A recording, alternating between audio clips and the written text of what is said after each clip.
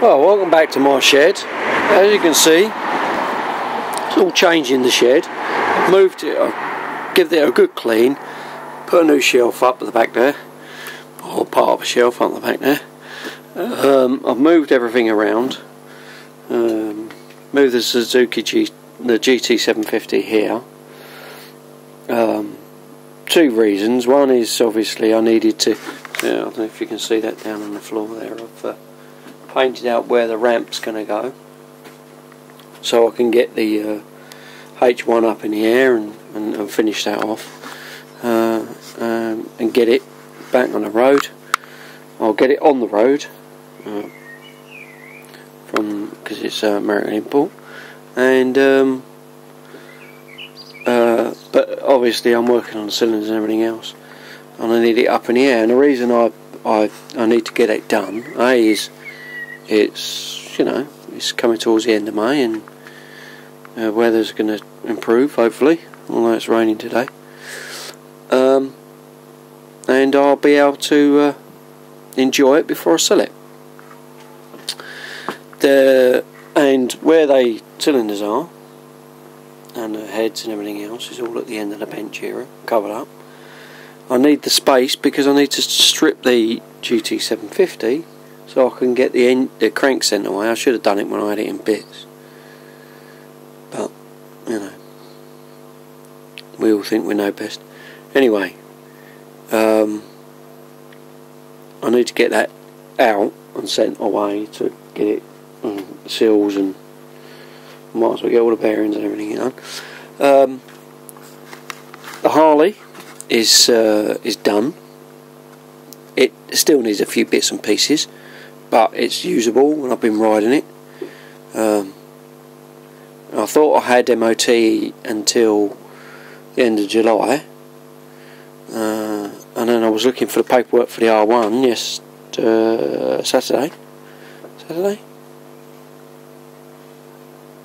Friday, and I was on late Friday, and so I could get it all MOT and everything else, and it's all done, taxed, back on the road, hacking around like a loon.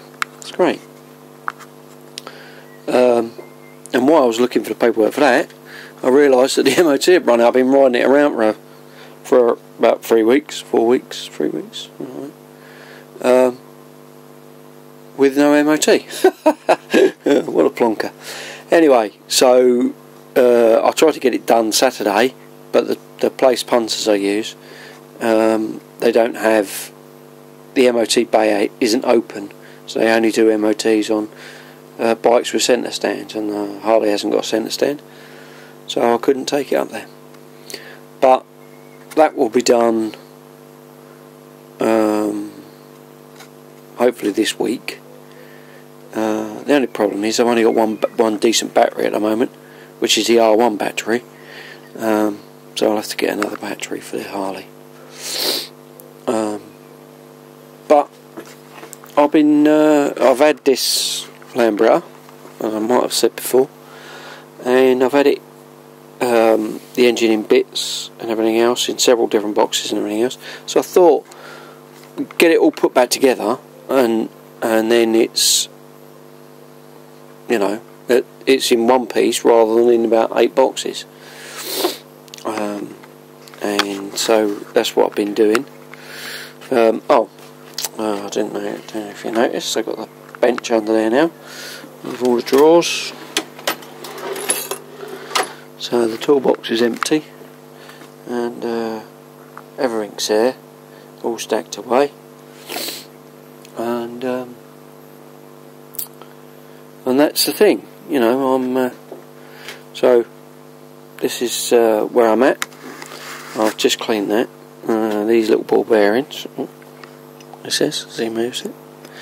I've done all the cylinder and put a new crank in and everything else, and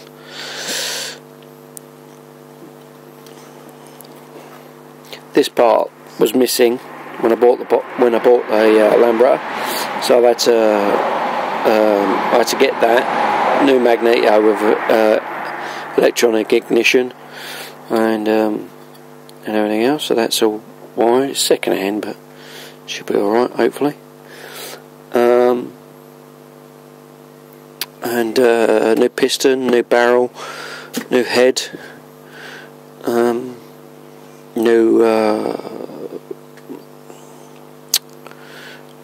rods, studs, studs.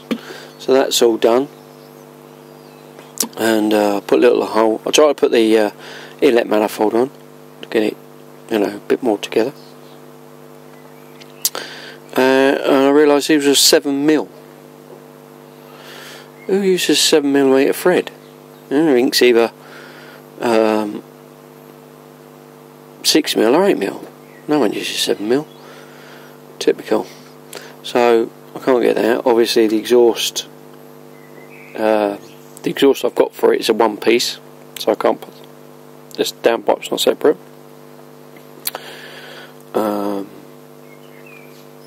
So the gearbox is going together. That's all done, all in, and yeah. So as I was saying, these little ball bearings, they go in there. I don't know if you can see that. In that hole there.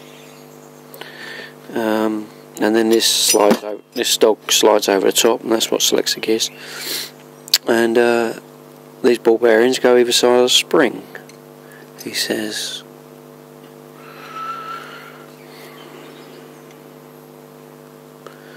See it somewhere.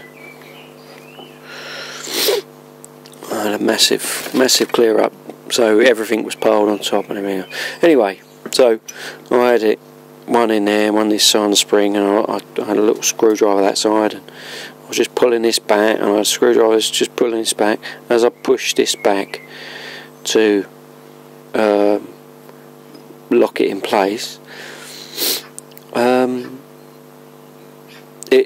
the screwdriver slipped, that slips back, the ball went pew, bounced off everything, landed on the mat there. This is when the bikes were around the other way.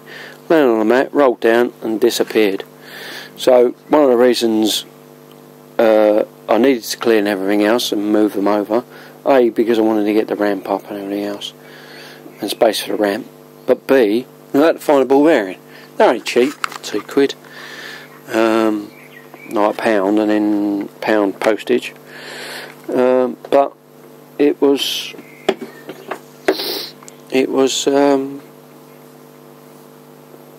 I wouldn't have been able to get that until this coming week, so I wouldn't have been able to do anything today. So, bit of a pain. But so I'm just throwing this all back together now. I just need to put the music on.